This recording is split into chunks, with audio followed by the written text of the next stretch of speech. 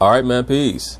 So for those of you brothers out there who follow boxing, you'll know that Mr. Andy Ruiz basically shook up the entire pugilistic world by defeating Mr. Anthony Joshua in what was considered by many an upset. I will say this, had I made a prognostication or a prediction video before their fight, I would have probably picked Anthony Joshua by a 5th or 6th round knockout.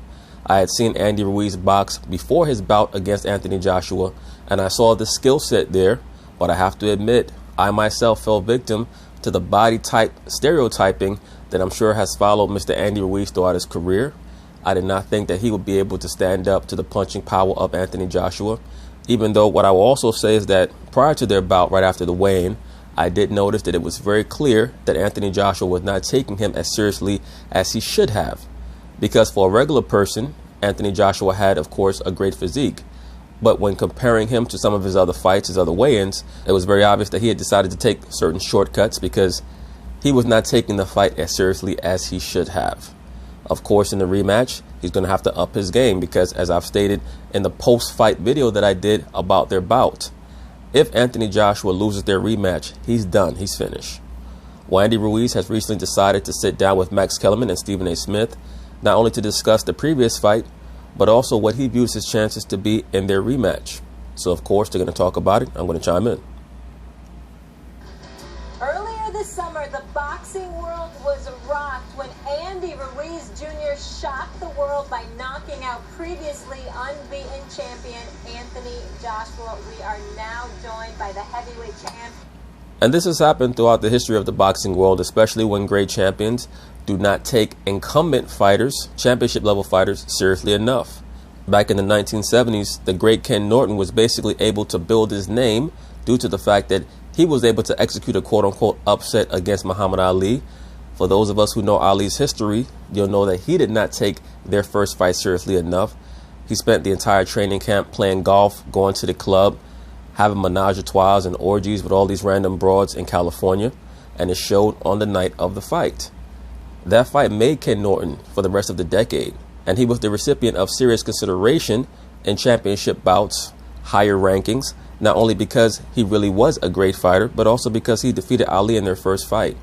So there was a trickle-down effect for him that basically lasted for the rest of the 1970s. Ken Norton has always stated that he has that first Ali fight to thank for him being entered into the public consciousness. It's the same situation here with Andy Ruiz and Anthony Joshua. So can he keep this hype train going by defeating Anthony Joshua again? We'll find out soon enough. Andy Ruiz, so good to have you with us. The first Mexican heavyweight champ, which is major. Let me ask you this. What do you say to those that underestimated you based on your physique? I'm sure that he doesn't give a shit. He's not like a lot of you liberal women who have low self-esteem and demand that there be models that are quote-unquote plus size to quote-unquote reflect real women, whatever that means. Men don't concern themselves with frivolity like that. At least if you're a man who has a man's mind and a man's spirit. Your attitude is, I'm just going to show and prove. That's how men operate.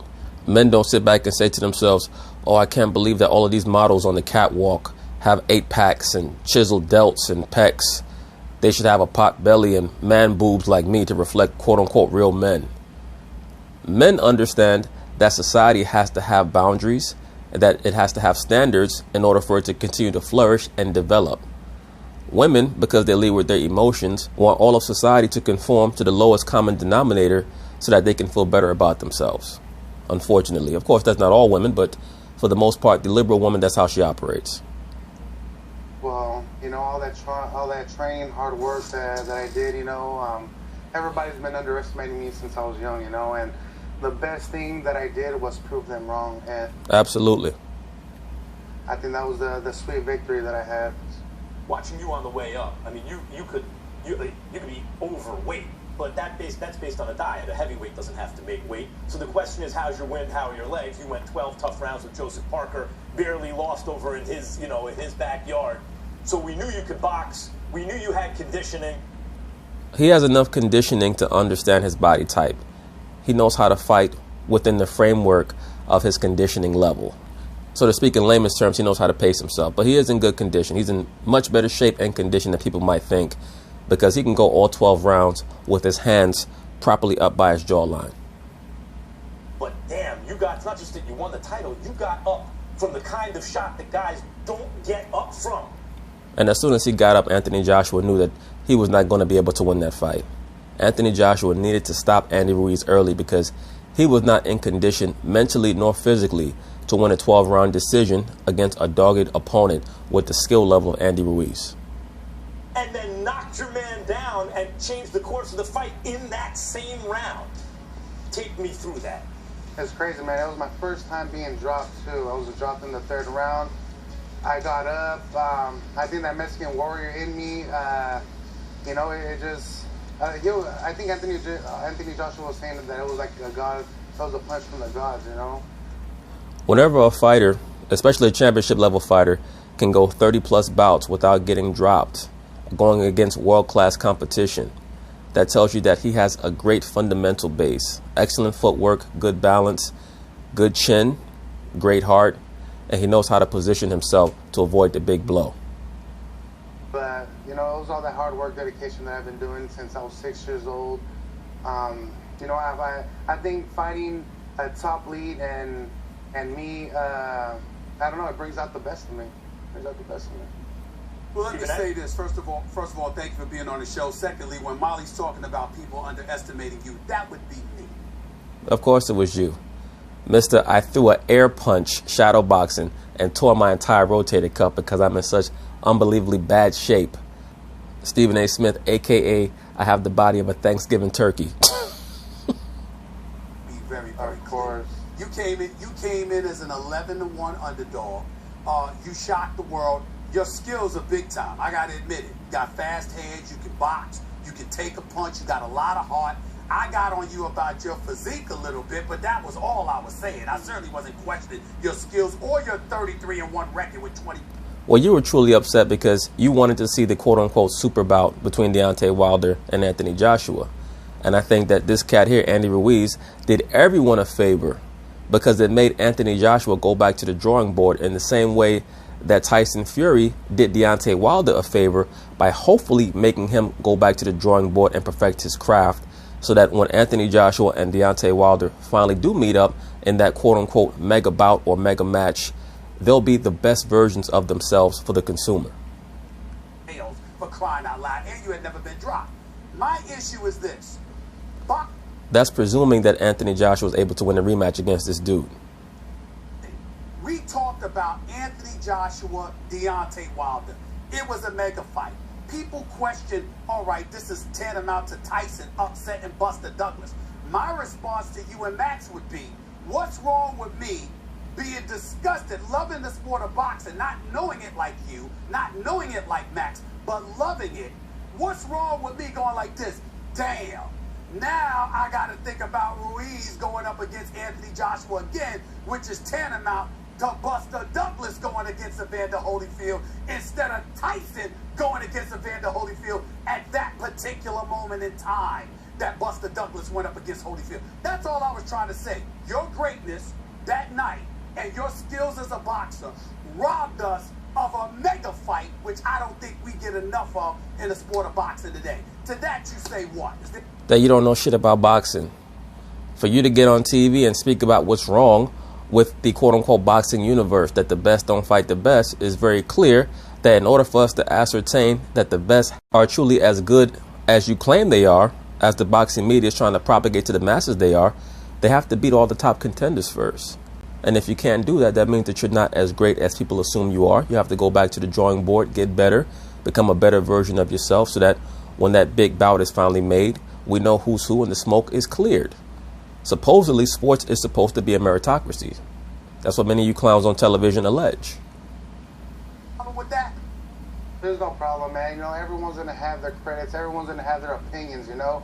And, of course, you had your own. And, you know, I just went out there in June 1st and I did my thing, something that I always wanted to accomplish. And, you know, thank God for my victory, you know. And December 7th, that's what I got to do again. I got to win the same fashion that I won on June 1st. And, you know, I got to prove a lot of people wrong again. So I think that's the hunger that I'm going to have in me. So I'm ready for December 7th. And if you get through the rematch with a win, there's still Deontay Wilder out there, Tyson Fury out there. It's a great heavyweight division. But Molly started off by saying first met. And Deontay Wilder can be touched. He's a tough-minded brother, of course, with ethereal-level power. But against a high-level skilled boxer, he could be in trouble as well. Heavyweight champ. And a lot of times a guy holds a belt, but there's the lineal champ, Tyson Fury, right? And I say, I follow the lineal champ. But in this case, Tyson Fury stepped away from the sport for like a year, and a consensus formed around Anthony Joshua as he's like, who's the champ, him or Tyson Fury, Deontay Wilder? And so you knocked out that guy. I consider that like legit championship. How does it feel to be the first Mexican, which is a country, Mexican and a culture, Mexican and Mexican-American, obsessed with boxing, heavyweight champion of the world?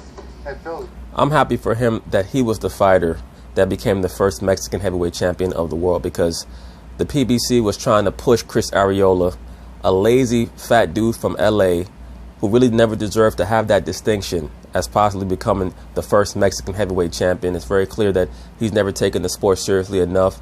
He has a very low skill set. So this cat here, Andy Ruiz, is much more deserving of that title and that distinction. So congratulations to him. You know, I'm blessed. I'm blessed to be the first Mexican heavyweight champion of the world. This is what me and my family have been dreaming about, my coaches, my whole team. So now that mean to you? It means a lot, you know, and not just for me, but for all my people, you know. Not just for me, but for all my people. And you know, it's just a big blessing, dude. Big blessing. I gotta admit, I tell you what I'm hoping for. I'm hoping for a sensational performance, whether it's by you or Anthony Joshua, just to justify a mega fight. That's what I'm after in boxing, and I just want to know from both of y'all. I mean, I got to get on both of y'all about this. I mean, listen, not you so much, Andy, because listen, you got to go out there and perform. And again, you can really, really fight. You gonna kick a lot of tail, ain't no doubt about that. I ain't taking anything away from you. But there's something to be said about a mega fight, and I think that a repeat performance by you could potentially give us that with you and Wilder. Max, Andy, do you feel that way? That the next fight has to be handled in similar, if not even more spectacular fashion in order for y'all to keep the attention that the heavyweight division had before you knocked out Anthony Joshua? Stephen A. Smith, the heavyweight division is never going to return to its place of splendor from the 1970s or the 1990s unless you have multiple heavyweight fighters that have a viable opportunity to become champion. It's not just about two fighters. So you're trying to concoct and create this hypothetical scenario where Deontay Wilder and Anthony Joshua are the creme de la creme and everybody else does not even deserve to be mentioned. And that's bad business. You always want to feel like at least 40% of the top level heavyweights have a real chance of winning the title, or if they're fighting, that's something that you want to watch. We also have to analyze what is an actual quote-unquote super fight. Is it what the media is billing as a great matchup, or is it what those of us who consider ourselves boxing aficionados or viewers per se know as a great matchup? There's a super fight coming up this weekend between Errol Spence and Sean Porter. So there are super fights all over the place. There was a great matchup just last week between Peter Quillen and Angulo, but no one talks about it. So what exactly is a super fight? Is it a matchup between two great fighters, or is it what the media tells people is a great matchup between two fighters? Of course, man. I got to win December 7th the same way. You know, I got all the 4 belts. All I'm missing is the WBC belt, and Wilder has it. So, you know, I don't want to look past Anthony Joshua. I don't want to underestimate him at all. So I think I just want to focus on him. Andy Ruiz is speaking like he should be considered the favorite. He's saying he does not want to underestimate Anthony Joshua. I think that once he was in the ring with Joshua, he realized how limited he is as an overall championship level fighter. There are a lot of things that Anthony Joshua just does not do well, but he's easy to market. Why is that? Number one, because he's so-called black. He's tall. He's someone who's very marketable because he's considered to be good looking. He has the chiseled physique, so on and so forth.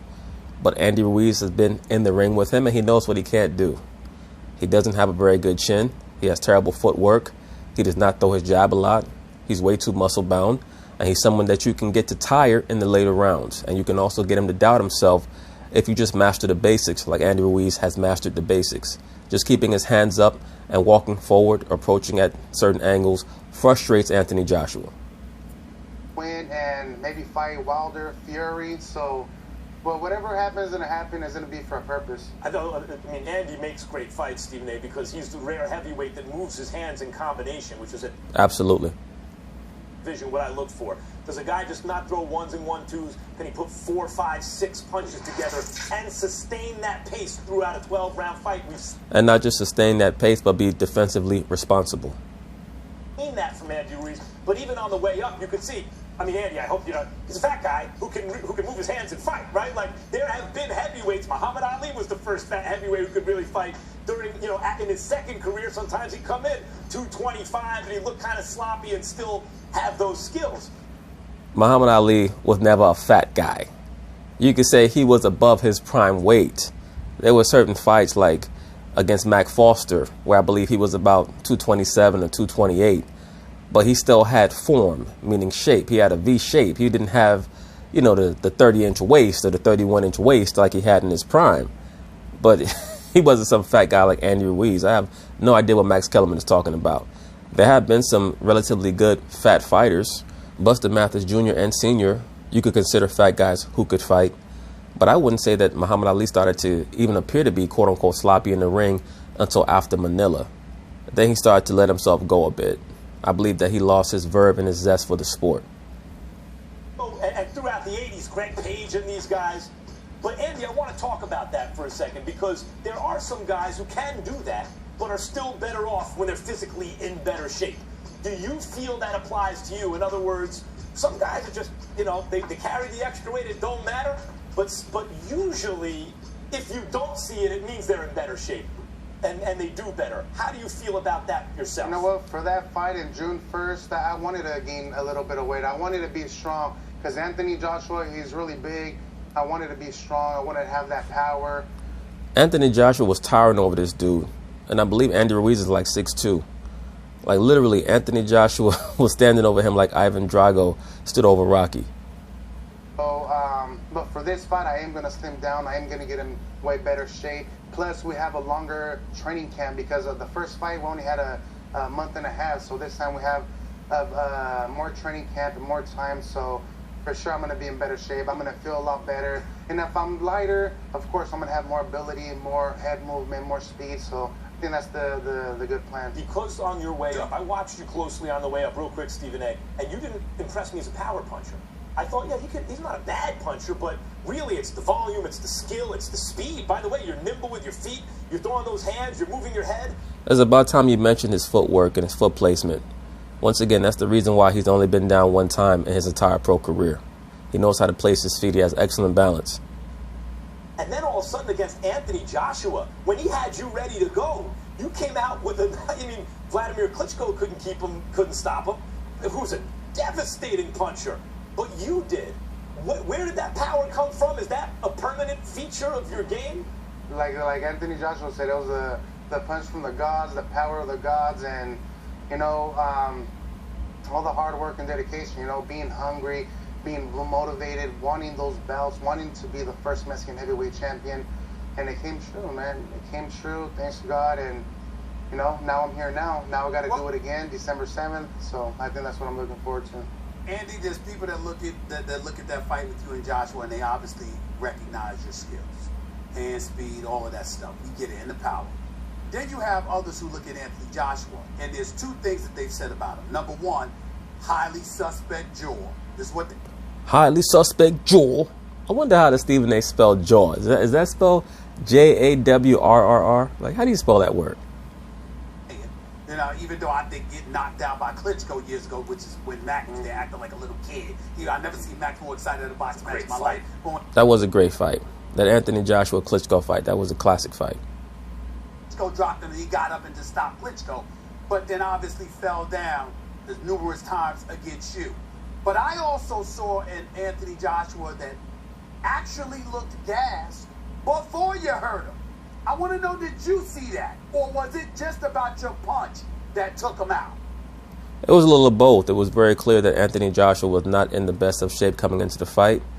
And then after a while, he started to realize how good Andy Ruiz was. And I believe that a lot of the anxiety that started to build up once he realized that he was in a ring with a real fighter made him even more exasperated, which in turn made him even more fatigued than he normally would have been. But all credit is due to Andy Ruiz. He clearly was the better overall fighter. I think that even if Anthony Joshua was at his best, in his best condition, maybe he would have won the fight, maybe he would have lost. As of right now, I'm saying that their rematch is a pick'em. It would not surprise me if Anthony Joshua knocks this dude out. It would not surprise me if Andy Ruiz stops Anthony Joshua again. But, you know, right before their fight, during fight week, I'll make my official prediction for their bout. I think it was the left hook that I got him, you know. He was trying to finish me off, and I think that punch that he dropped me, I didn't see the punch, and I was, how can I say this, I was standing wrong. So, but he got me with the, as I've been saying, his foot placement was off. The clear punch, he got me with the good punch that set me down, but like I said, I wasn't super hurt because he hit me with the right hand when I got dropped. So I ate the punch and I stayed in the pocket, I stayed in the game, and then I got him with the clean left hook, and that's when the whole fight changed and it was on my side. Andy, like Anthony Joshua's a gold medalist, Deontay Wilder bronze medalist. They achieved at a very high level in the amateur game. Man, they're talented and big, but they started late, right? And what I saw when Joshua got up was a guy without a deep amateur background fighting you, a guy with a deep amateur background. So he was the athlete and he hurt you, but when you got up and you started exchanging, you had that amateur background muscle memory. Everything was to the target, and you're... That's part of it, but Andy Ruiz is just a better boxer than him. At the end of the day, your point would have had more substance if Anthony Joshua had been knocked down for the first time as a professional by Andy Ruiz. That's not the case. He's been knocked down numerous times. He was able to overcome in those previous fights against those other fighters. So it's very clear that the deciding factor in Anthony Joshua's defeat was Andy Ruiz. Not so much that he did not have an extensive enough amateur background. We're just going, and his was not the same. What do you think about that? Is that an advantage you take in the ring? Tyson Fury, a few others also have that. Is that an advantage you take in the ring against a lot of heavyweights? Of course I do, you know, and me being fast and throwing a lot of combination, I think that's what helps me out a lot. And I think everyone underestimates me until they get in the ring, and then they see the ability that I have in there. And once they get punched, you know, like Mike Tyson said, everybody has a plan until they get hit. That's exactly what happened. All right, so you know what it is to be an underdog. You know what it is to be a champion. You know what it is to have all this nice ice. So help us with this. We are going to pick the Super Bowl, ladies and gentlemen. So that's basically it on that. Not really concerned about Andy Ruiz's picks for the Super Bowl. I will say this. I believe that his rematch against Anthony Joshua is going to be pivotal for the future of boxing, not just the heavyweight division, but boxing overall, because I don't think that their next fight is just going to be whatever happens, just happens. If Andy Ruiz wins that next bout, Anthony Joshua is basically done. So Andy Ruiz better enter that fight with the mindset of stopping him again, because it's going to be very difficult for him to win a decision over Anthony Joshua unless he's just dominant over the course of 12 rounds. But anyway,